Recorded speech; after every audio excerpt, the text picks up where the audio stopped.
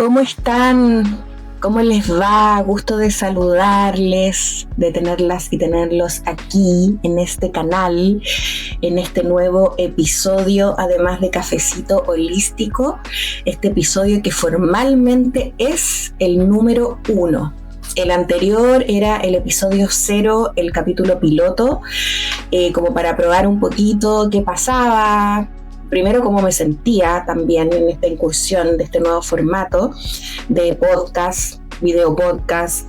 Y la verdad es que estoy súper agradecida de la buena convocatoria que tuvo, de todas las visitas, de los comentarios, de la difusión, así que les agradezco muchísimo por acompañarme en esta aventura de Cafecito Holístico, pensando y manifestando que el 2026 sea un gran año para ya poder tener conversaciones interesantes con otras personas, con otros profesionales y especialistas de distintas áreas, siempre relacionados con desarrollo personal, espiritualidad, psicología.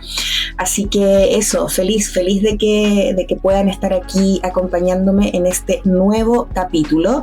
Y por supuesto, como les decía también antes, súper abierta a ideas sobre todas las temáticas que quieran que podamos conversar en este espacio de Cafecito Holístico. Así que ahí los voy a estar leyendo, las voy a estar leyendo para todas las ideas que tengan y podamos ir nutriendo este espacio y que pueda ser cada vez más conectado a lo que les pasa, a lo que sienten y a lo que queremos empezar a desarrollar y cultivar como seres humanos que estamos, en este caso, interesados en el desarrollo personal, en el crecimiento, en la evolución. Esta vez sí tengo mi cafecito, así que espero que ustedes también lo tengan. Cafecito, tecito, agüita, lo que más les guste. Y que empecemos, porque en el capítulo de hoy voy a conversar sobre un temazo, sobre todo para mi nicho, que son las mujeres, y que hemos tenido que, en el fondo, estar siempre de alguna forma esclavizadas a ciertos estándares, ¿ya? Pero que creo que también es algo que le sucede de otra forma a los hombres. Hay ciertos sesgos, ¿cierto?, que tienen que ver con el género y que se han construido culturalmente a lo largo de los años y a través de distintas épocas. Cada generación, por supuesto, tiene sus propios sesgos, sus estereotipos, sus exigencias. Muchas veces son cíclicas, ¿ya? Hace unos años, poquitos años atrás, estábamos como en toda esta era mucho más body positive, mucho más de aceptación corporal, abiertos a la diversidad. Yo diría más o menos como desde la pandemia o un poquito después. Y ahora, con la explosión de, por ejemplo, todo lo que son las intervenciones estéticas, que ya están como más accesibles, entre comillas, por supuesto, toda la medicación que ha salido para bajar de peso, las inyecciones de Ozempic, de Mounjaro y distintas cosas que también están mucho más accesibles, aunque siguen siendo muy caras, pero es como que ya no son algo como solo de una elite, sino que ya está como, se está recetando.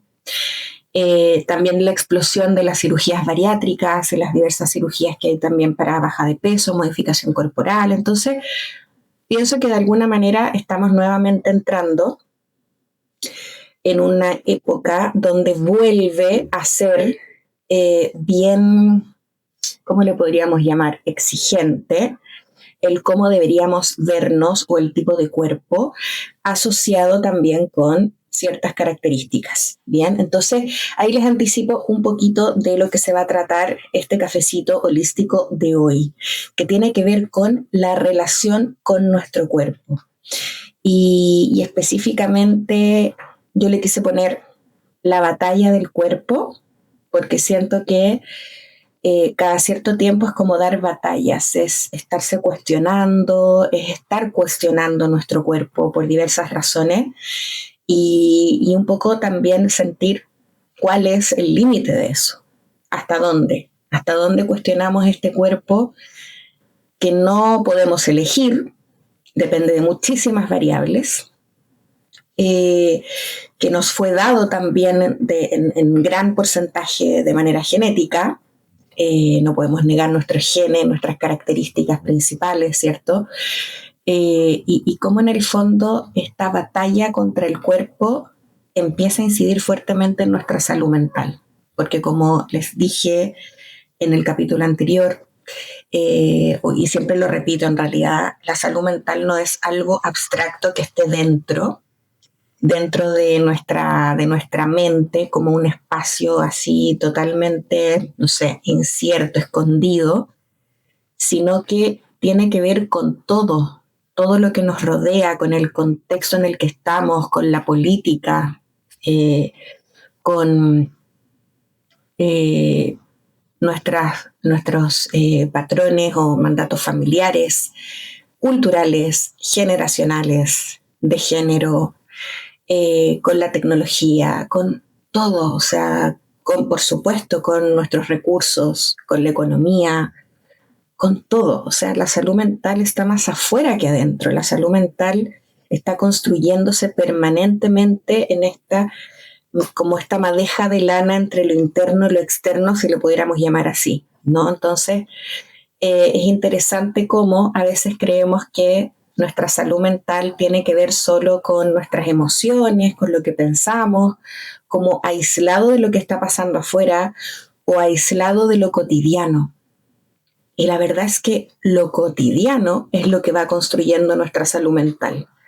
Es muy importante eso. O sea, cuando tenemos, por ejemplo, síntomas depresivos, ansiosos, de cualquier tipo, por decir los más populares, eh, lo primero es preguntarnos cómo es nuestro día a día, cómo es nuestra rutina, porque ahí empieza a construirse nuestra salud mental, más, por supuesto, toda la carga genética que traigamos, en fin, ¿no? Entonces, por eso hoy día les quise traer este tema del cuerpo y la batalla contra el cuerpo, porque en la medida que estamos en contra de nuestro cuerpo, en la medida que estamos en cuestionamiento permanente hacia nuestro cuerpo, nuestra salud mental más se fragiliza, ¿bien?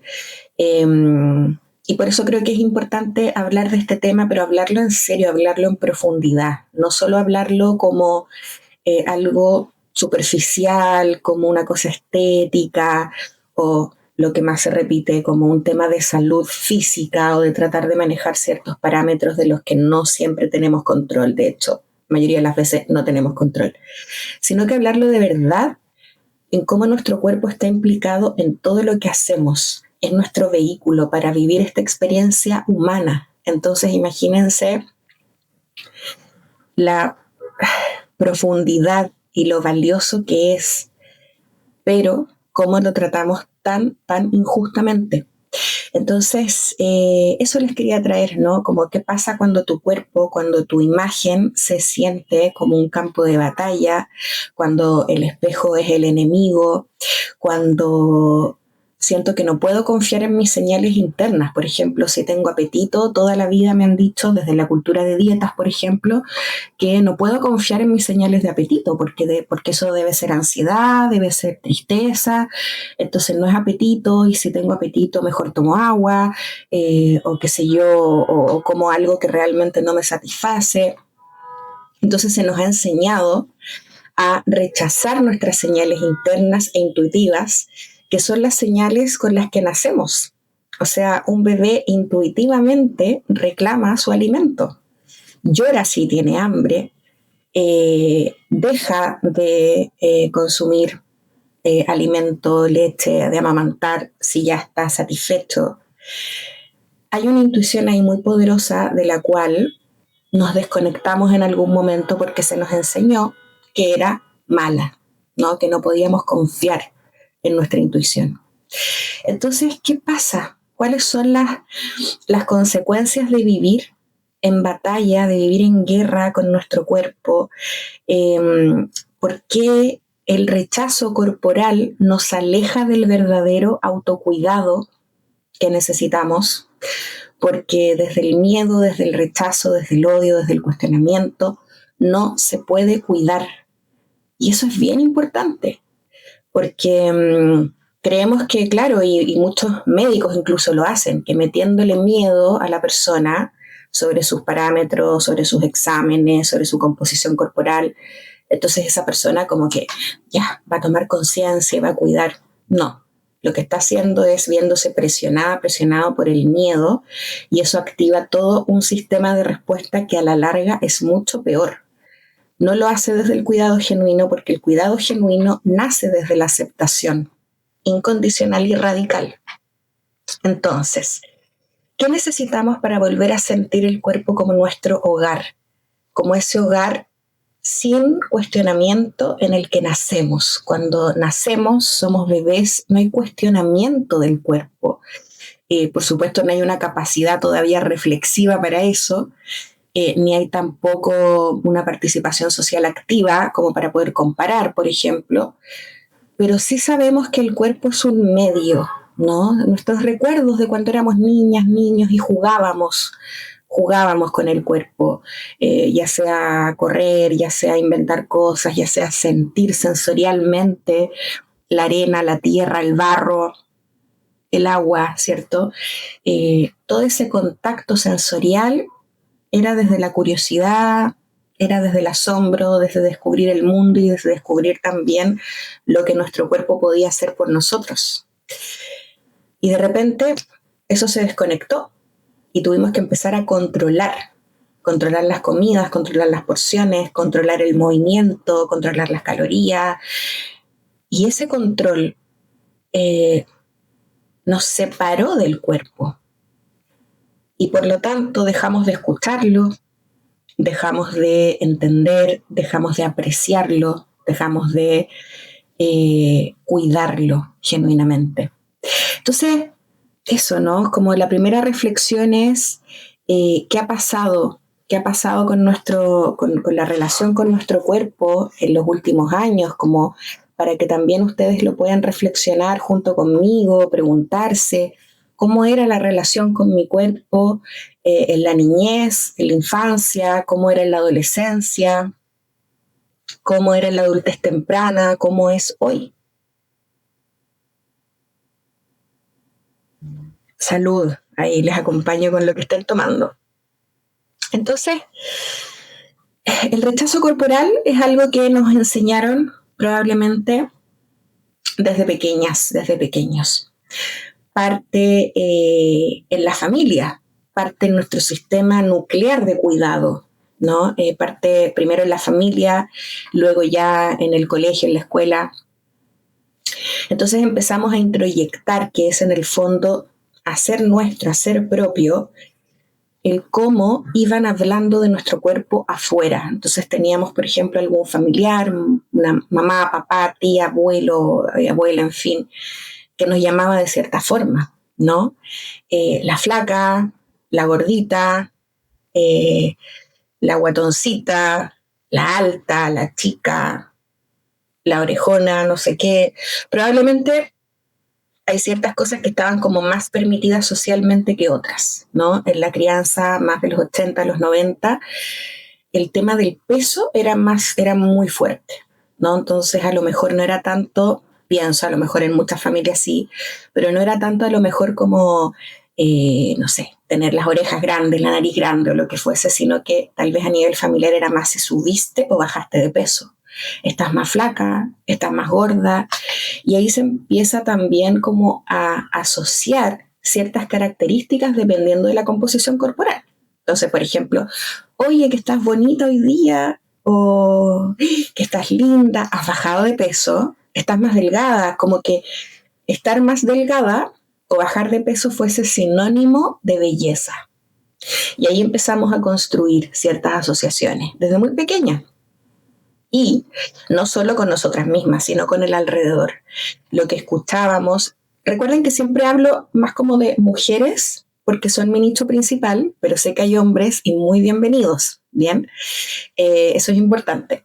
Entonces, los comentarios, ¿no? Los comentarios que podíamos escuchar de repente en nuestra familia sobre vecinas. Oye, ¿viste que está más gorda la Juanita?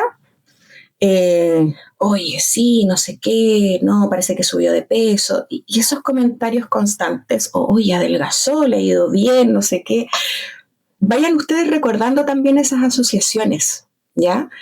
De cómo de repente en las familias se hablaba de las otras, generalmente mujeres, ¿ya? Aunque también recuerdo que, por lo menos en mi familia nuclear también se hablaba como de hombres, pero para el hombre era como una cosa más, ¿cómo le podríamos llamar? Así como más abierta, ¿no? Como típico, no sé, pues el guatón tanto, el gordo no sé qué, el flaco X, como más hacia afuera, ¿no? Con las mujeres tal vez era una cosa como más de conversar, ¿no? Como de, oye, viste que bajó de peso, viste que engordó, en fin.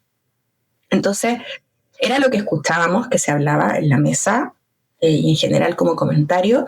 Era también lo que veíamos en los medios de comunicación, en los comerciales, en la publicidad, en las películas, en las teleseries.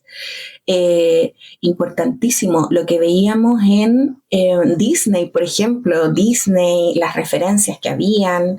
Eh, Hay un documental muy, muy bueno que se llama Fatitude, así como attitude, como actitud, pero fat, hacen como hay un juego de palabras en inglés, entonces se llama Fatitude, y que habla mucho de cuáles eran los principales estereotipos en los 80, en los 90 y en general, ¿no? Como esta asociación de, por ejemplo, los cuerpos grandes o los cuerpos gordos asociados a los villanos generalmente, o asociados a lo negativo, a lo cochino, ya, a lo repugnante, así de crudo. Si uno empieza a repasar esos estereotipos, es así de crudo. O el otro extremo, de repente cuerpos muy delgados, muy tal vez más pequeños o más flacos, eh, también asociados a villanos, en fin. Y este cuerpo como más de cintura pequeña y como toda esta cosa bien de princesa, ¿no? De hecho, la princesa tenía que tener una cintura pequeña, tenía que tener una cara, ciertos rasgos dominantes, hegemónicos. Entonces, ahí uno va viendo cómo se iban construyendo estos estereotipos y cómo, de alguna manera, se iba asociando la aceptación de mi valor como persona según cómo me viera. Y que eso no tenía que ver como con mis hábitos necesariamente, ni con nada de ese tipo, sino que solamente con cómo era mi cuerpo. Y empezamos a crecer de esa manera, ¿no?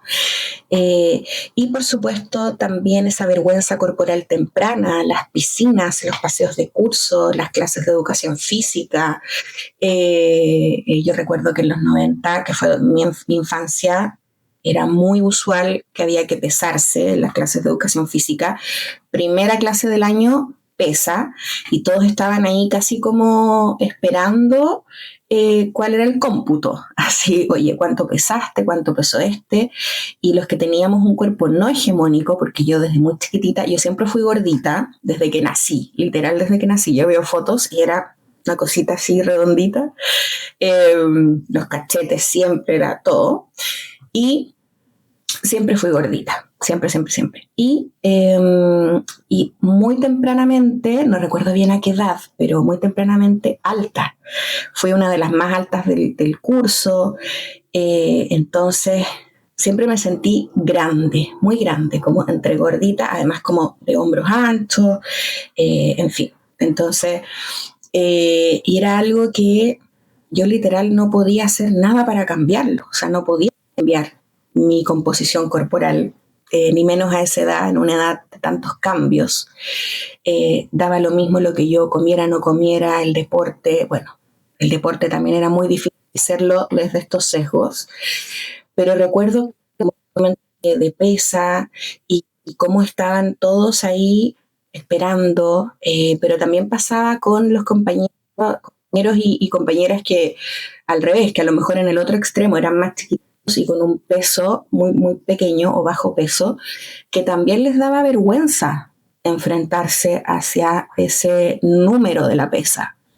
Y empieza entonces a generarse esa vergüenza, el tema del traje de baño, eh, cómo es ese traje de baño, lo que van a decir. Entonces empieza todo un caos interno en relación a yo estoy mal, yo no pertenezco, ¿no? Y empiezan las inseguridades y empieza entonces esta vergüenza, y la vergüenza es una emoción muy atrapante que hace que finalmente nos armemos ahí como en una burbuja desde la que no queremos salir y empecemos, por supuesto, a desconectarnos con nuestra autenticidad. O sea, así de importante es. Y con todas las consecuencias que eso trae para nuestra salud mental. Entonces, bueno, empieza la vergüenza, ¿cierto? Corporal temprana, vemos los estándares de belleza imposibles de alcanzar, ¿ya? Porque como les decía hace un rato, son muchas las variables que intervienen en nuestra composición corporal. De hecho, lo que podemos controlar es lo mínimo, ¿ya? Ahí espero este año que viene poder invitar a una nutricionista especialista en este tema para que les pueda contar cuáles son las variables que intervienen, pero son tantas y el porcentaje que nosotros tenemos de control es mínimo. ¿Ya? Entonces, estos estándares imposibles, la industria de la dieta, que es una industria millonaria, que te dice tienes que arreglar tu cuerpo, tienes que modificar el cuerpo y te vende la solución, ¿cierto? Y lo que tiene que ver también con esta violencia simbólica y con todo lo que se habla también de te genero una inseguridad como industria, te genero una inseguridad para que me compres la solución a tu inseguridad, ¿no? Entonces, esto te va a permitir tener seguridad. Pero después nos hemos dado cuenta que no hay nada, absolutamente nada afuera que te garantice seguridad interna. Nada. Ni una pastilla, ni un tratamiento, ni modificar el cuerpo, absolutamente nada. Eso también lo podemos profundizar en otro episodio. Igual, cuéntame, ¿qué vas opinando? Coméntame aquí abajo en los comentarios qué piensas de esto, de este tema, cómo te llega, qué recuerdos van apareciendo también. Y entonces aparece como esta idea de el cuerpo como un proyecto infinito de reparación. O sea, nunca está bien, nunca es suficiente, ¿no? Si bajé de peso, ahora tengo que sacar músculo. Si saco músculo, tiene que ser de cierta forma en ciertos lugares. Si no puedo, tengo que intervenirme. Si no, y así. Y es como un proyecto que nunca termina, que nunca es suficiente y que nunca está bien. Desde ahí, esto también yo lo separo como con los gustos personales, ¿ya? Porque, por ejemplo, hay mujeres o personas en general, también hombres, que disfrutamos con el maquillaje, por ejemplo. Yo en lo personal soy una fanática del maquillaje, me encanta, pero porque para mí es una expresión, es arte, es color, me encanta. Como que me ayuda mucho, potencia mucho mi parte artística y creativa también, entonces me encanta como estéticamente, ¿ya? Cómo se ve el maquillaje, los accesorios, me encanta. Pero porque me encanta, disfruto con eso, no es una imposición, no es algo que tenga que sostener, no es algo que me genere dolor de ningún tipo, no me genera sufrimiento, todo lo contrario, para mí es un juego. Ahí está la diferencia, ¿no? O sea, si la modificación corporal disfruto, es un juego, entonces hago el deporte porque me gusta, porque disfruto, o como esta comida porque me gusta, disfruto, en fin, hay algo que se expande en mí, bien. Aquí lo que estamos hablando es el yugo, es la batalla, es el rechazo, es aquello que se siente pesado, no lo que se siente liviano y fluido, es lo que se siente pesado contra mi cuerpo. ¿Se entiende? Entonces, ahí donde también tenemos que definir una línea importante. Entonces, bien, ¿cuál es la visión que al menos propongo y proponemos desde Luz Holística a esta guerra con el cuerpo, a esta batalla, a esta cultura de dieta, a este sistema de opresión que nos dice nunca es suficiente, siempre estás mal, siempre hay algo que arreglar, hay un cuerpo correcto y todos estos otros cuerpos no pertenecen. A toda esa narrativa, la propuesta es una mirada un poquito más trascendente y profunda, una mirada que nos permita conectar con la parte reflexiva y humana. Bien, es como, ¿cuál es la gracia de ser humanos finalmente?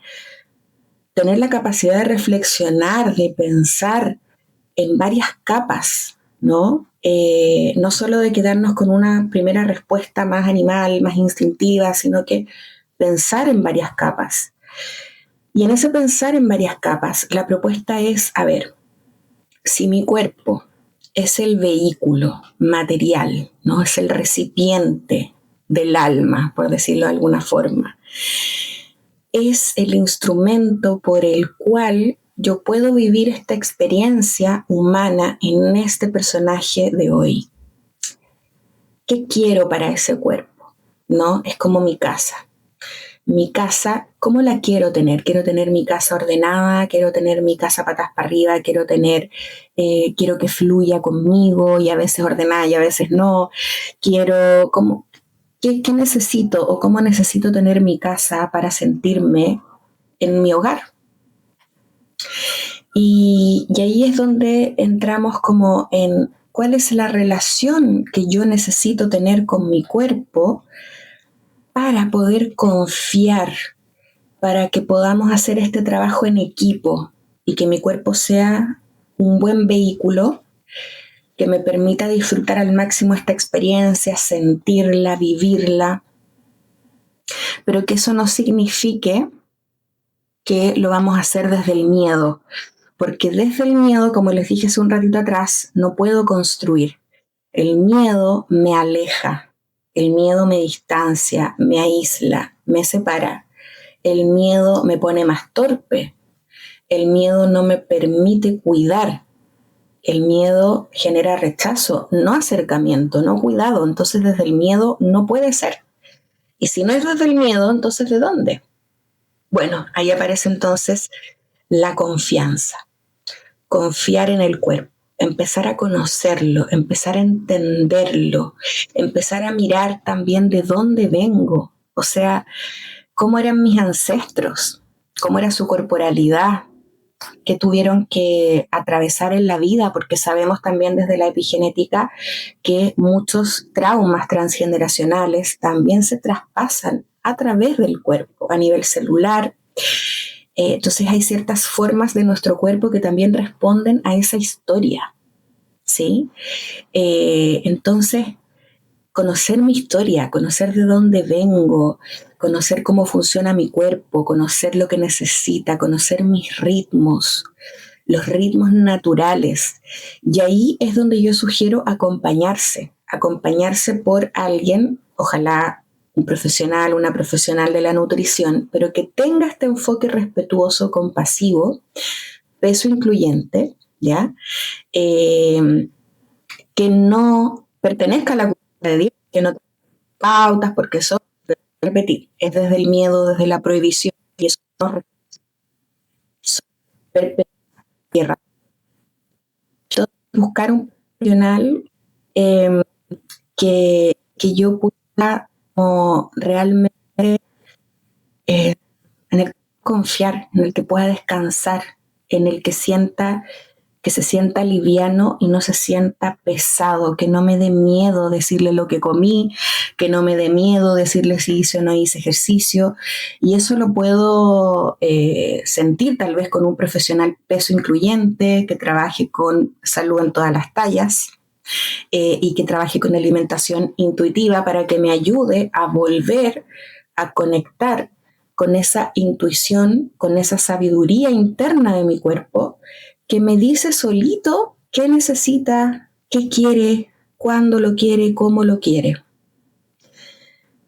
Y uno de esos caminos es la alimentación intuitiva. La alimentación intuitiva tiene como ciertas como reglas, entre comillas, ya como cierto encuadre, que lo puedes ahí revisar con una nutricionista que trabaje con alimentación intuitiva, que una de las, como de los mandamientos es hacer las cosas con la comida en el cuerpo, que es fundamental. O sea, si estoy en paz con mi cuerpo, lo voy a querer cuidar y eso va a significar también a lo mejor elegir de una manera equilibrada mi alimentación, mis horarios, ver lo que necesita, cuándo necesita más, cuándo necesita menos, sobre todo para las mujeres que es algo tan cíclico. Las mujeres somos cíclicas, tenemos una hormonalidad cíclica que necesitamos alimentarnos también de acuerdo a eso y lo mismo con el movimiento físico, ¿no?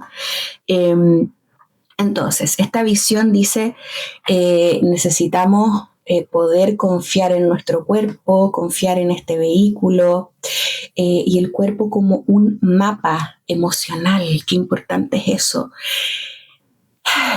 Eh, Nuestro inconsciente no está en un lugar apartado, abstracto, en un rinconcito. No está en la nube, ¿ya?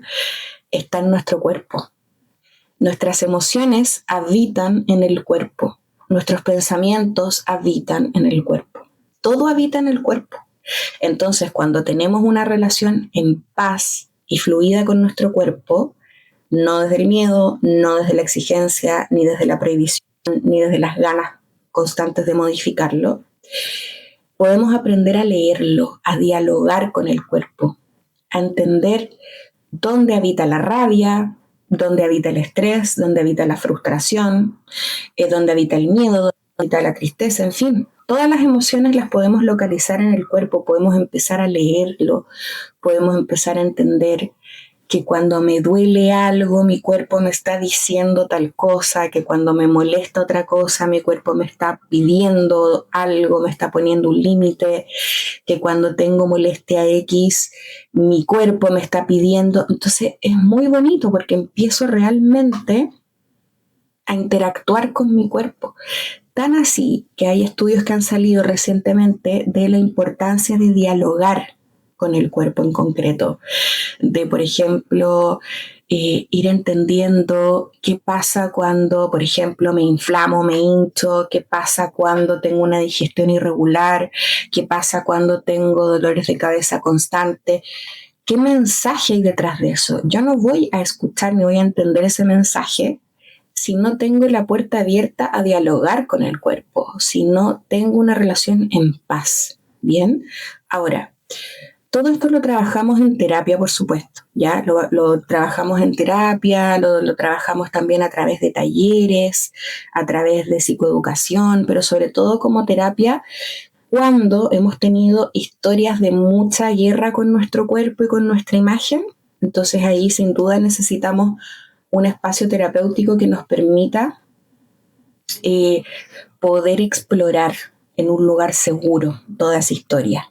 Sí, sobre todo también cuando hemos tenido como familias o personas cercanas que han sido muy maltratadoras con nuestra imagen o nuestro cuerpo o con ellas mismas, porque a veces no lo hacen, pueden que no lo hagan con uno, pero hemos visto, por ejemplo, una mamá, un papá, una tía, una abuela, en fin, que han sido muy autocríticas y muy maltratadoras con su propio cuerpo, ¿ya? Eh, entonces, bueno, tenemos ahí algunos autores que yo creo que son importantes. Tenemos, por ejemplo, a Judith Butler, ¿cierto? Que esta feminista, esta escritora, que también nos habla de que el cuerpo es una construcción social que tiene que ver con normas de aceptabilidad. Entonces, claro, va cambiando parámetros. Hace unos años atrás, por eso yo les decía al principio, esto es cíclico. Tal vez más de moda o se veía la diversidad temporal.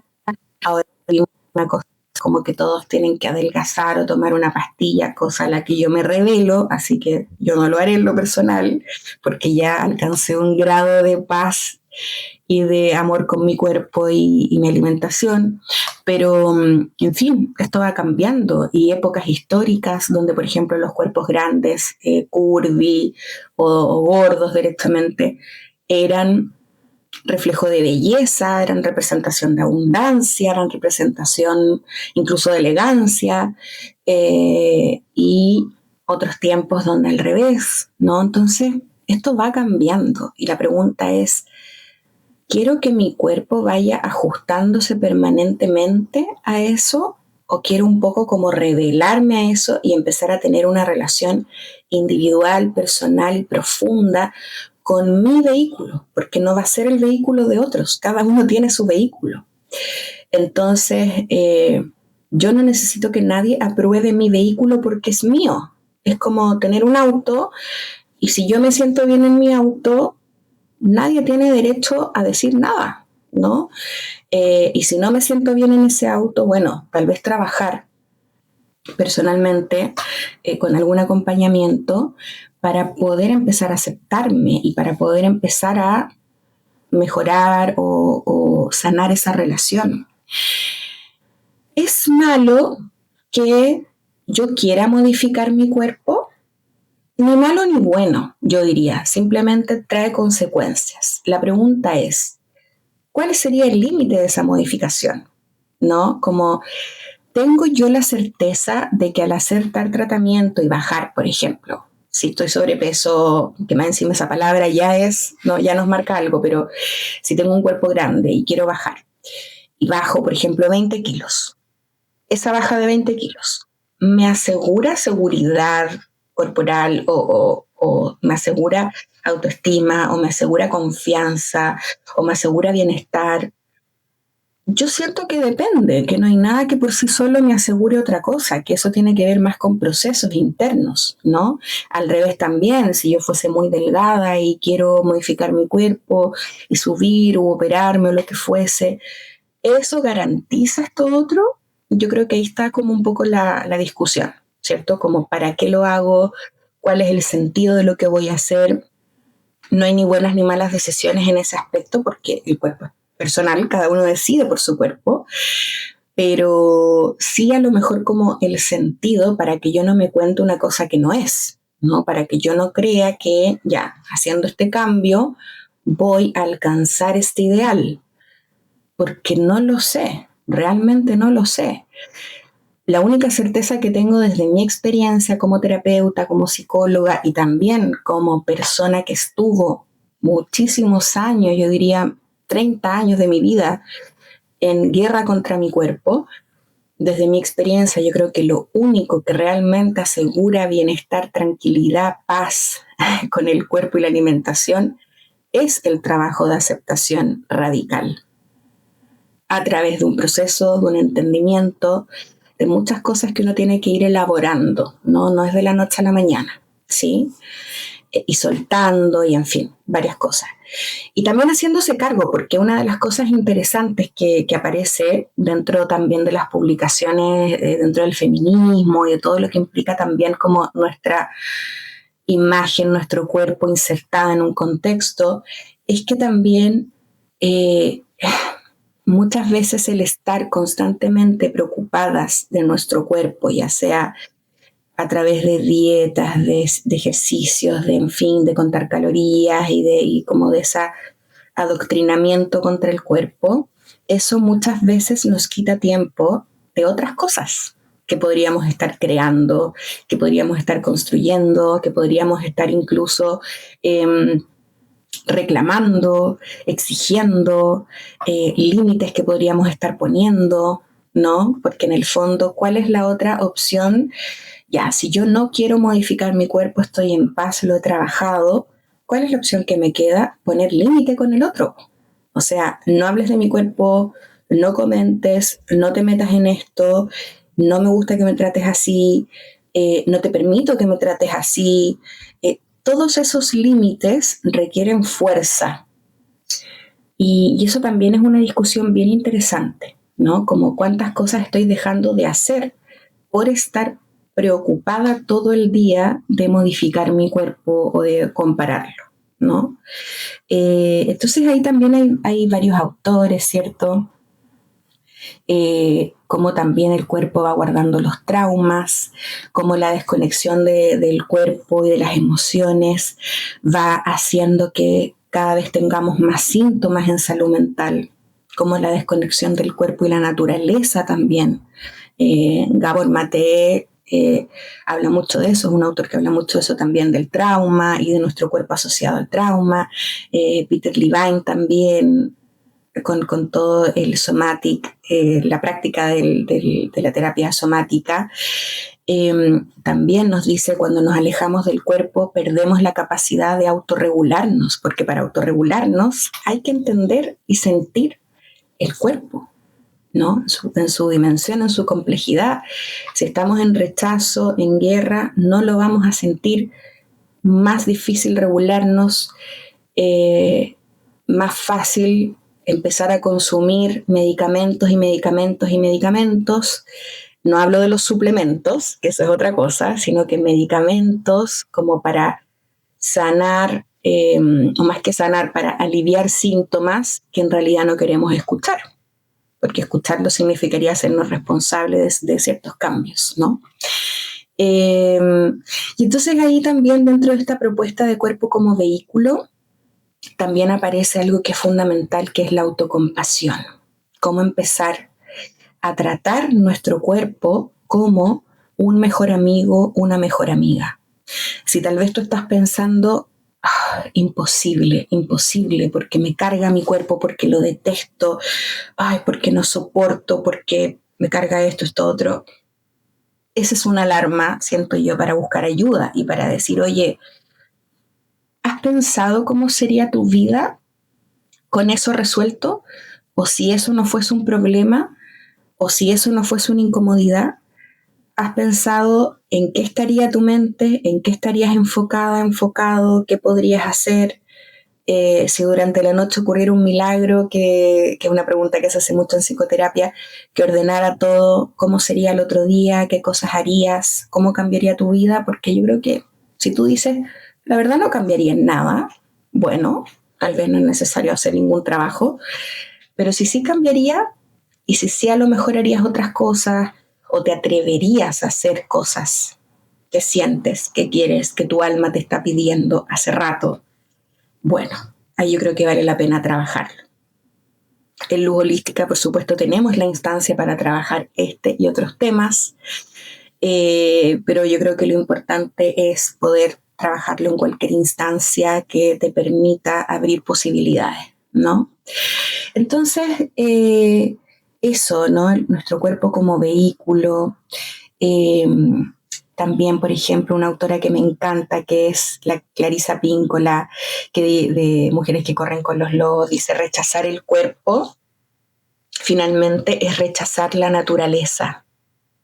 Es fuerte eso, ¿no? Como, me encanta la naturaleza, me encanta el mar, me encanta el sonido de los pájaros, me encanta no sé, el pasto, los árboles, odio mi cuerpo. Hay una contradicción ahí, porque tu cuerpo es parte de la naturaleza, de hecho funciona con los mismos principios de la naturaleza. Es cambiante, es cíclico, envejece, se oxida como todo lo material, en fin, ¿no? Como funciona con los mismos principios y puede tener la misma belleza que tú ves en la naturaleza, pero necesitamos reconectar con esa belleza y necesitamos reconectar con lo valioso que es y cómo puede representarnos o no y hacerlo nuestro. Entonces, aquí hay muchas cosas interesantes que podemos seguir conversando por muchos capítulos.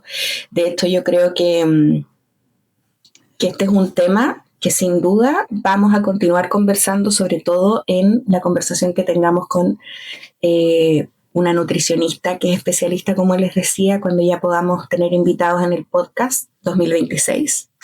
Así que yo creo que es un tema que vamos sin duda a continuar.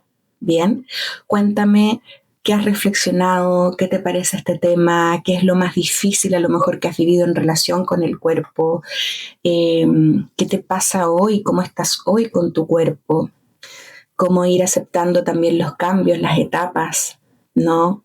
La comparación, que no alcanzamos a hablarlo mucho esta vez, pero la comparación, las redes sociales, ¿no? Como todas estas imágenes que nos bombardean todo el tiempo, cómo lo hacemos con eso.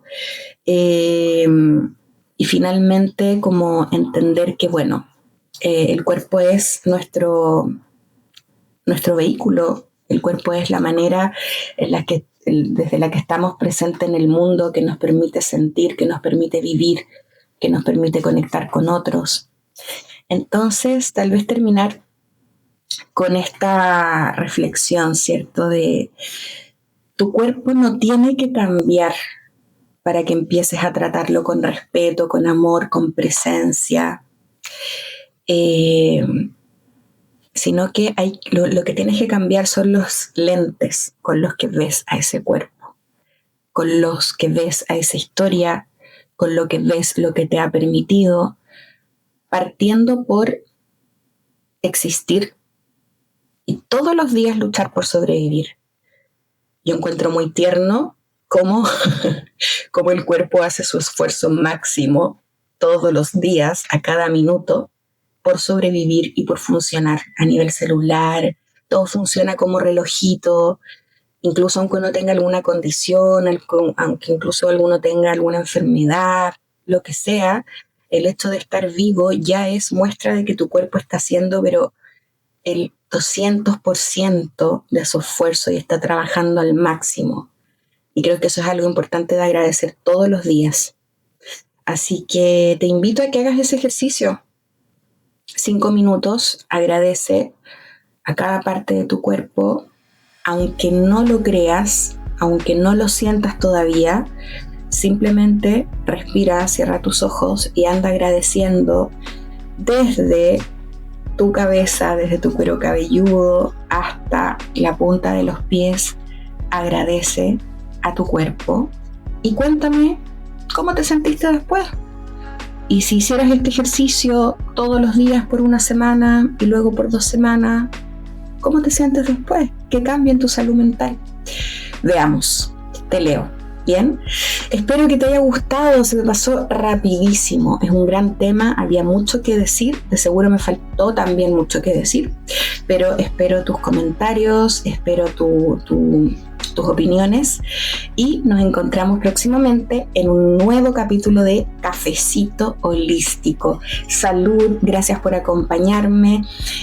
Si te gustó este capítulo, por favor, ponle me gusta, ponle tu corazoncito, suscríbete al canal, difunde, comenta, todo lo necesario para llegar cada vez a más personas. Soy Karen Guerrero, psicóloga, terapeuta, cantante, aquí en Luz Holística Psicología y nos vemos a la próxima. Muchas gracias.